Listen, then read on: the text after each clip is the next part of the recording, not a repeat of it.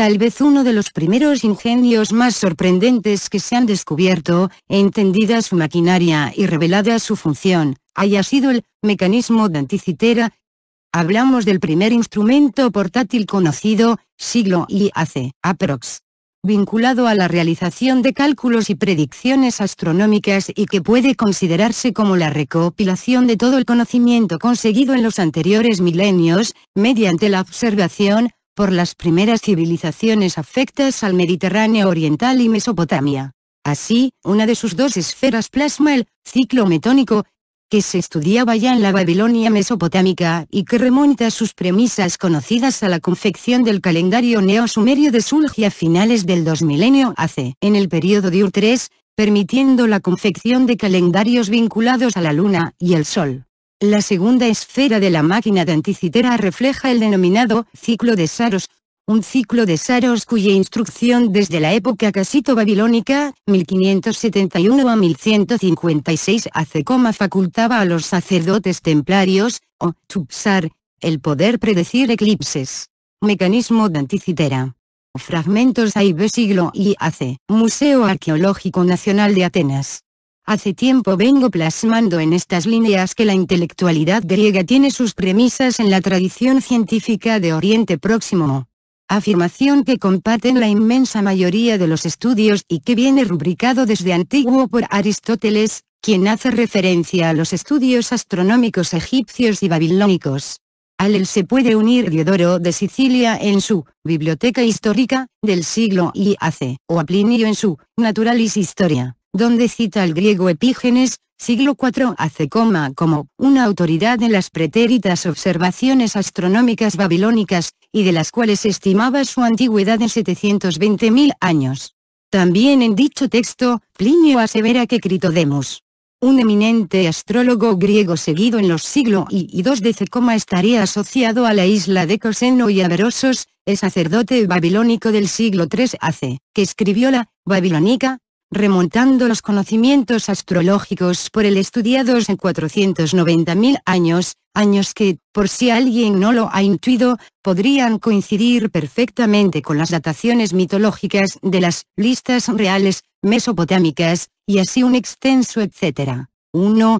Si el Sol está rodeado al mediodía por un dibujo, y su aspecto es relativamente oscuro, entonces acontecerá un eclipse de Sol o de Luna. 2.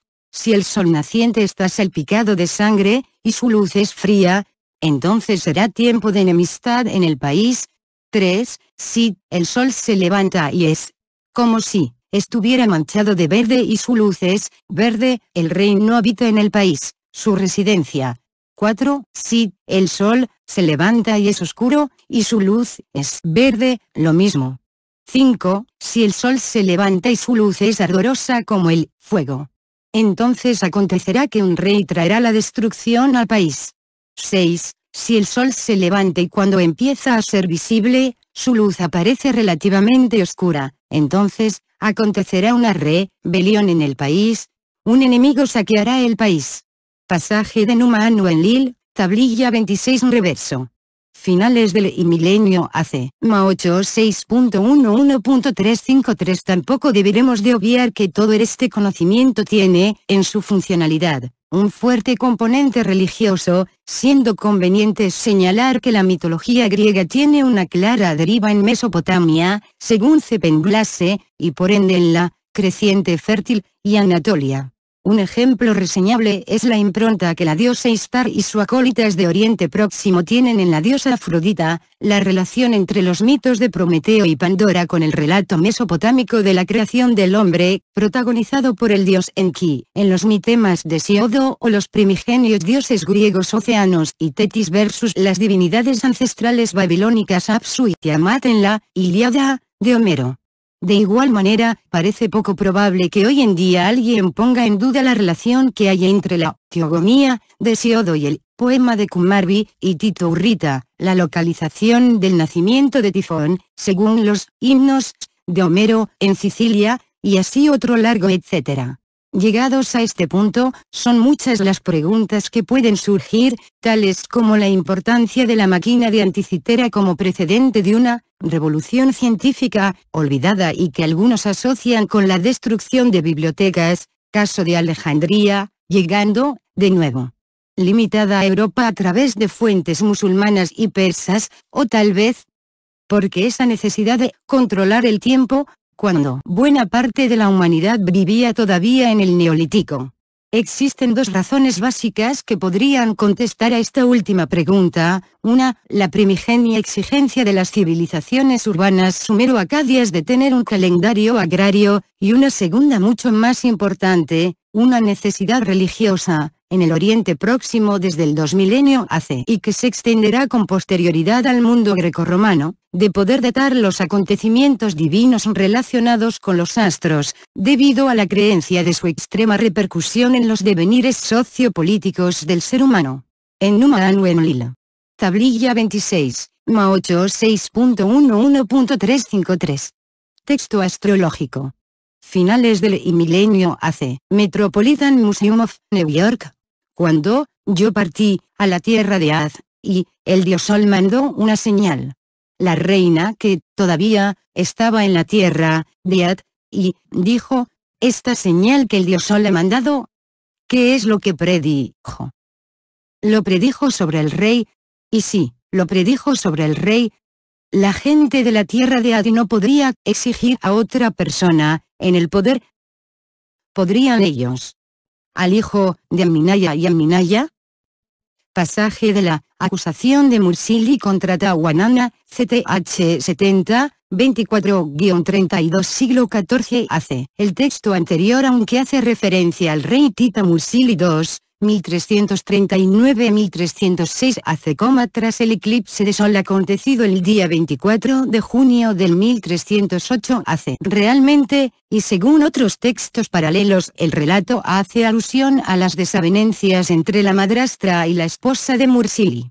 Esposa que es sentenciada a morir por el augurio extendido por la madrastra en Hattusa, la capital hitita, tras consultar la predicción de un astrólogo, al igual que ella, de origen babilónico.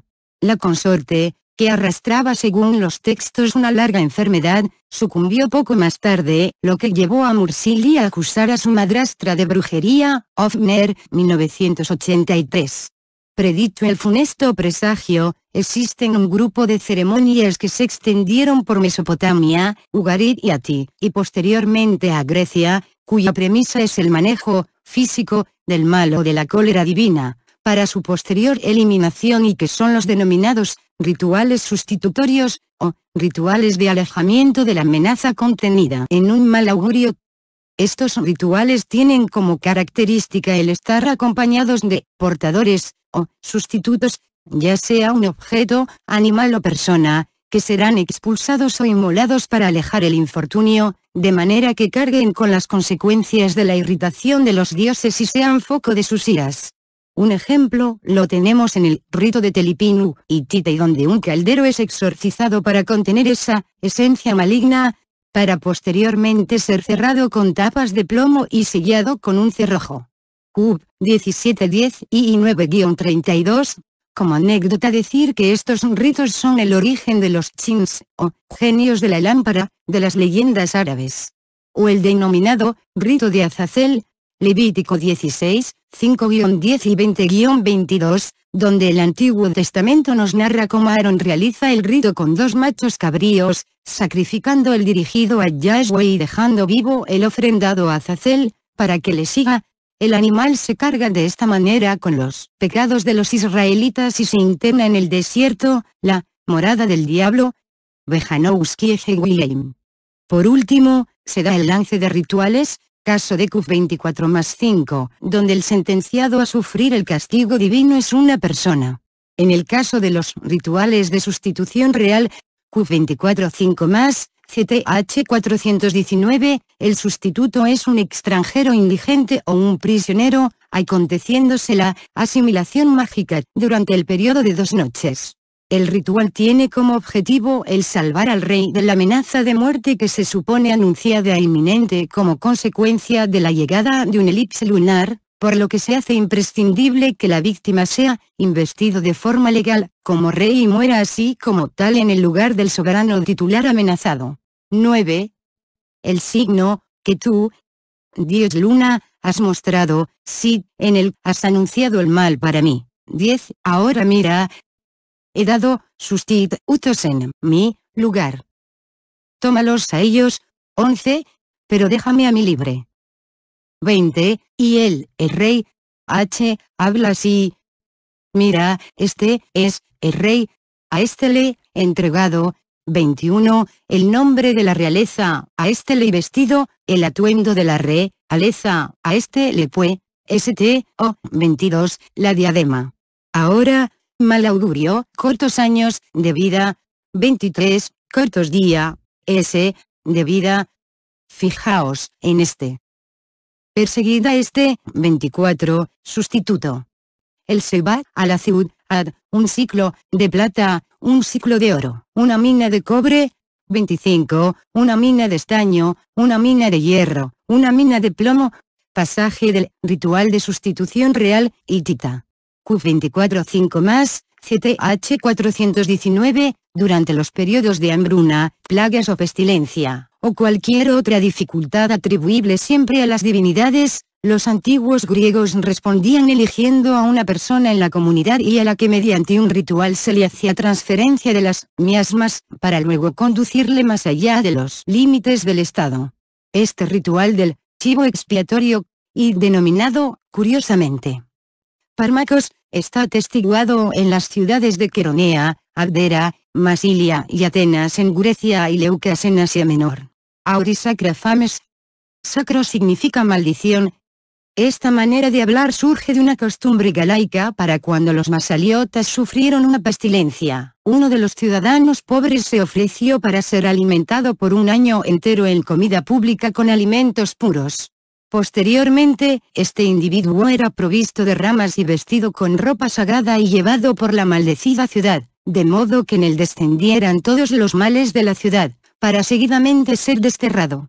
O cautemim Petronius lectum est, pasaje del Satiricón, de Petronio. Siglo y dice, según Petronio, el ritual de Fármacos era una antigua forma de purificación. El Fármacos provenía de un pretérito ritual exorcista, de manera que si un desastre, como el hambre, la peste o cualquier otra plaga, llegaba a una ciudad como consecuencia de la ira divina, se llevaba al hombre más feo de todos en sacrificio con el fin de exorcizar y curar sus males.